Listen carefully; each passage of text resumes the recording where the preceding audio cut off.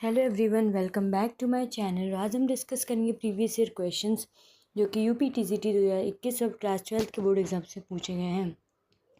Question है, carbon atom जो graphite में है उनके इलेक्ट्रॉन्स नाइदर प्योर एस में होते हैं नाइदर प्योर पी ऑर्बिटल्स में होते हैं। ये किन ऑर्बिटल्स में अपने इलेक्ट्रॉन्स रखते हैं? 50% एस और 50% पी ऑर्बिटल में, 33% एस और 66% पी ऑर्बिटल में, 75% एस और 25% पी ऑर्बिटल में, या फिर 25% एस 75% पी ऑर्बिटल में। इनमें से कौन सा ऑप्शन सही है आपको सोच के बताना है। ऑप्शन नंबर 2 करेक्ट है। 33% एस और 66% पी ऑर्बिटल में। एक्सप्लेनेशन, ग्रेफाइट का जो हाइब्रिडाइजेशन होता है वो sp2 होता है। यहाँ पे 3 ऑर्बिटल्स होते हैं टोटल, जिसमें एक एस ऑर्बिटल होता है और एक पी ऑर्बिटल होता है। 2 पी ऑर्बिटल होता है, टाइपिंग मिस्टेक है। ग्रेफाइट का जो हाइब्रिडाइजेशन है आप लोग को याद कर लेना है, sp2 होता है, जिसमें एक एस ऑर्बिटल होते हैं, 2 पी ऑर्बिटल होते हैं। हम फ्रैक्शन कैलकुलेट कर सकते हैं एस कैरेक्टर्स का यूजिंग दिस इन्फॉर्मेशन। जो परसेंटेज ऑफ एस कैरेक्टर है उसका फॉर्मूला डिटरमाइन करने का ये है, number of S character divided by total number of orbitals into 100। S character as a percentage निकलेगा 1/3 इंटू 100, यानी कि एस कैरेक्टर का परसेंटेज होगा 33%। तो ये आप लोग को याद कर लेना है कि जो एस कैरेक्टर का परसेंट है वो है 33%। 1 को हम डिवाइड करेंगे 3 से, मल्टीप्लाई करेंगे 100 से, आ जाएगा 0.33 इंटू 100, यानी कि 33% एस कैरेक्टर है किसमें? sp2 हाइब्रिडाइजेशन में। ग्रेफाइट में 2 पी ऑर्बिटल्स हैं और हम पी ऑर्बिटल की वजह से पी कैरेक्टर का फ्रैक्शन भी निकाल सकते हैं। Formula for determining the percentage of P characters is as follows, number of p orbital upon total number of orbitals into 100।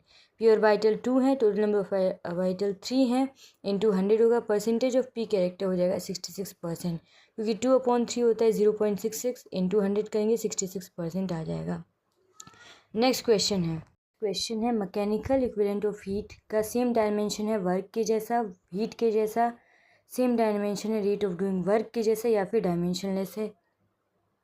चारों ऑप्शन में से आपको बताना है कौन सा सही है, सेम डायमेंशन वर्क का, हीट का, रेट ऑफ डूइंग वर्क का, या फिर डायमेंशनलेस। तो आप इसे देख के कमेंट कर सकते हैं कि इनमें से कौन सा ऑप्शन करेक्ट होगा। और मैं आपको बता देती हूँ, ऑप्शन 4 करेक्ट होगा। जो मैकेनिकल इक्विवेलेंट ऑफ हीट है ना तो इसका डायमेंशन वर्क का है, ना हीट का है, ना रेट ऑफ डूइंग वर्क का है, बल्कि वो एक डायमेंशनलेस क्वान्टिटी है। मैकेनिकल इक्विवेलेंट ऑफ हीट जे, ये है अमाउंट ऑफ वर्क, यानी कितना काम हम कर रहे हैं जो प्रोड्यूस करेगा एक कैलोरी हीट को, एक कैलोरी ऊष्मा को। Mechanical heat equivalent of heat state करता है कि 4.1.868 joule of mechanical energy of work is required to raise the temperature of 1 gram of water for 1 degree Celsius change in temperature. 1 gram water का 1 degree Celsius change temperature करने के लिए जितना amount of work required है उसी को mechanical equivalent of heat कहते हैं, जो कि 4.1.868 जूल्स के बराबर है। 1 ग्राम वाटर का याद कर लेना है आपको, 1 डिग्री सेल्सियस टेम्परेचर चेंज कराने के लिए जितना वर्क डन रिक्वायर्ड है उसी को हम मैकेनिकल इक्विवेलेंट ऑफ हीट कहते हैं। ये एक कन्वर्जन फैक्टर है दो डिफरेंट अलग अलग यूनिट्स के बीच जो कि एनर्जी की होती हैं, दैट इज़ कैलोरी को जूल में बदलते हैं, वो कन्वर्जन फैक्टर है। Omega W cycle equal to J sigma Q cycle. J क्या है? मैकेनिकल इक्विवेलेंट ऑफ हीट है। 1 कैलोरी हीट बराबर होती है 4.1868 जूल ऑफ वर्क के, तो 1 calorie of heat equal to हो जाएगी 4.1868 kilo joule of work. Calorie की जगह किलो कैलोरी लगाएंगे तो जूल की जगह किलो जूल हो जाएगा, ठीक है। 1 kilo calorie of heat equal to 4.1868 kilo joule of work. ये आप लोग को याद कर लेना है, जहाँ जे क्या है? मैकेनिकल इक्विवेलेंट ऑफ हीट है। Sigma W cycle equal to J sigma Q cycle. 4.1868 kilo joule equal to J into 1 kilo calorie, तो जे कितना हो जाएगा? 4.1868 kilo joule per kilo calorie. ये कन्वर्जन फैक्टर है different system of units of energy का, इसलिए ये एक डायमेंशनलेस क्वांटिटी है, यानी जिसका कोई भी डायमेंशन नहीं होता। ये आप लोग को याद कर लेना है। जे इज इक्वल्स टू 4.1868 K J kilo joule upon kilo calorie. Next question है, कौन सा इनमें से पेयर ऑफ आइसोटोन्स है? Na1123 12 Mg23, Na1123 24 12 Mg। आगे आइए देख लेते हैं, और दो ऑप्शन दिए हैं, 1124 Na 1224 Mg, 1124 Na 1223 Mg। इनमें ऑप्शंस देख के आपको बताना है कि कौन सा पेयर ऑफ आइसोटोन्स है। तो इसमें से जो करेक्ट ऑप्शन है वो ऑप्शन नंबर 2 है। आइए देख लेते हैं कैसे करेक्ट है। आइसोटोन्स होते क्या हैं इस पर भी हम आगे बात करेंगे, लेकिन पहले देख लेते हैं ऑप्शन करेक्ट है वो ऑप्शन नंबर 2 है। 2311 सोडियम, 2412 मैग्नीशियम, यही है जो है पेयर ऑफ आइसोटोन्स हैं। क्यों हैं आइए बात करते हैं। आइसोटोन्स का कॉन्सेप्ट होता है उसे हम ब्रीफली डिस्कस कर लेते हैं। आइसोटोन वो न्यूक्लाइड्स हैं जिनका न्यूट्रॉन्स तो बराबर होता है लेकिन उनमें प्रोटॉन्स अलग अलग होते हैं। फॉर एग्जांपल बोरॉन 12 और कार्बन 13 दोनों के 6-7 न्यूट्रॉन्स हैं, यानी कि 7-7 न्यूट्रॉन हैं, लेकिन इनमें नंबर ऑफ प्रोटॉन्स जो हैं वो अलग अलग हैं।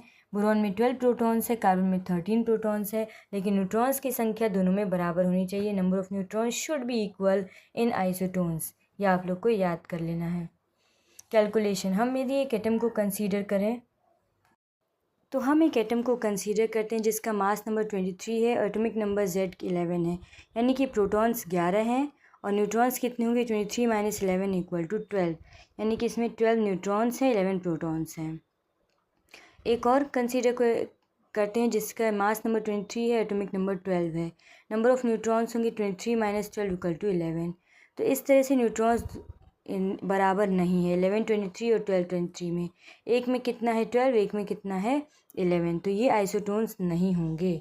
11 Na23 और 12 Mg23 आइसोटोन्स नहीं होंगे क्योंकि एक में नंबर ऑफ न्यूट्रॉन्स कितना है 12, एक में नंबर ऑफ न्यूट्रॉन्स 11। 2412 Mg, इसका मास नंबर 24 है लेकिन एटॉमिक नंबर 12 है, तो इसमें न्यूट्रॉन्स भी कितने होंगे 24 - 12 = 12, यानी 12 Mg में नंबर ऑफ न्यूट्रॉन्स की संख्या कितनी है 12 है, 12 है, तो ये आप लोग को याद कर लेना है। तो नंबर ऑफ न्यूट्रॉन्स 12 है तो वो सेम है किसके बराबर है 2311 Na के, तो करेक्ट ऑप्शन 2 हो जाएगा। 2311 Na और 2412 Mg ये आइसोटोन्स हैं। सिमिलरली न्यूट्रॉन्स अदर एटम्स के लिए भी कैलकुलेट हो सकता है, बाकी परमाणुओं के लिए भी कैलकुलेट हो सकता है, और जिनमें नंबर ऑफ़ न्यूट्रॉन्स बराबर होंगे वही होंगे आइसोटोन्स। प्रोटॉन्स भले अलग हो जाएं लेकिन नंबर ऑफ़ न्यूट्रॉन्स क्या होनी चाहिए, इक्वल होनी चाहिए, बराबर होनी चाहिए। आइसोबार्स क्या होते हैं, जिनका मास नंबर सेम होता है लेकिन एटॉमिक नंबर डिफरेंट होता है।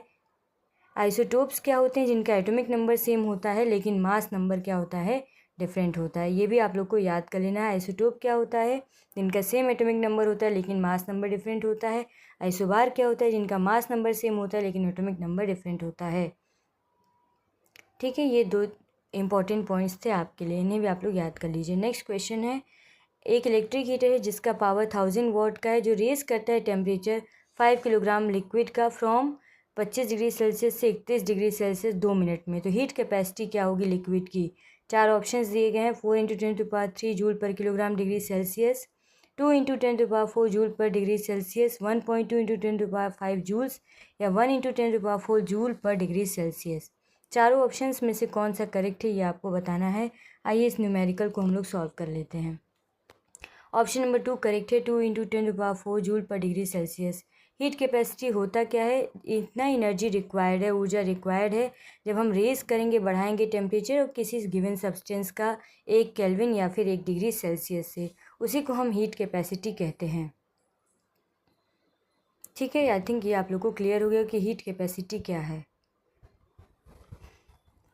जो भी एनर्जी ऊर्जा रिक्वायर्ड होगी, अमाउंट ऑफ हीट रिक्वायर्ड होगी जब हम टेम्परेचर बढ़ाएंगे 1 किलोग्राम सब्सटेंस का 1 केल्विन या फिर 1 डिग्री सेल्सियस से, उसे हम स्पेसिफिक हीट कैपेसिटी कहते हैं।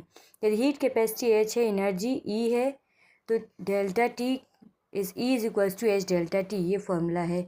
स्पेसिफिक हीट कैपेसिटी यदि S है तो एनर्जी रिक्वायर्ड होगी E ms delta T। Heat capacity H होगी तो एनर्जी रिक्वायर्ड कितनी होगी, H डेल्टा T, टेम्परेचर को डेल्टा T बढ़ाने के लिए, और स्पेसिफिक कैपेसिटी S है तब ms डेल्टा T होगी। जूल हीटिंग क्या होता है, एक इलेक्ट्रिक करंट जो पास कर रही है किसी भी डिवाइस से वो हीट प्रोड्यूस करेगी। Heat produce by resistance offered to the electric current by device given by H = I²RT या फिर VIT या फिर V²/R × T। ये आप लोग को याद कर लेना है। जो इलेक्ट्रिक करंट पास करे किसी भी डिवाइस के थ्रू वो प्रोड्यूस करेगी हीट।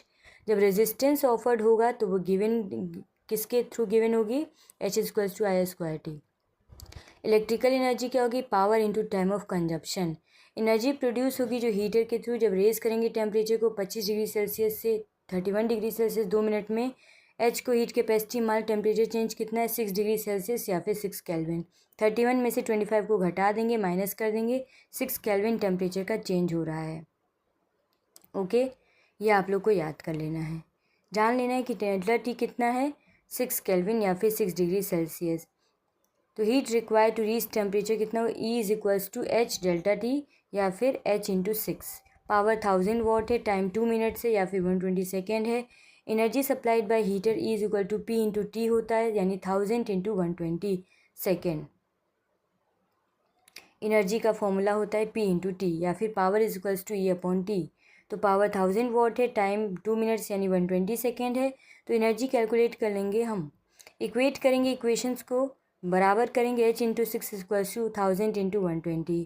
तो एच कितना हो जाएगा 1000 इंटू 120 बाई 6 या फिर 2 into 10⁴ joule per degree Celsius. Mistake points क्या हैं, क्वेश्चन हीट कैपेसिटी के बारे में, ना कि स्पेसिफिक हीट कैपेसिटी। एस नहीं निकालना है हमें, तो हमने मास नहीं यूज़ किया है कैलकुलेशन में, द्रव्यमान का यूज़ नहीं किया। Please subscribe the channel, like and share the video.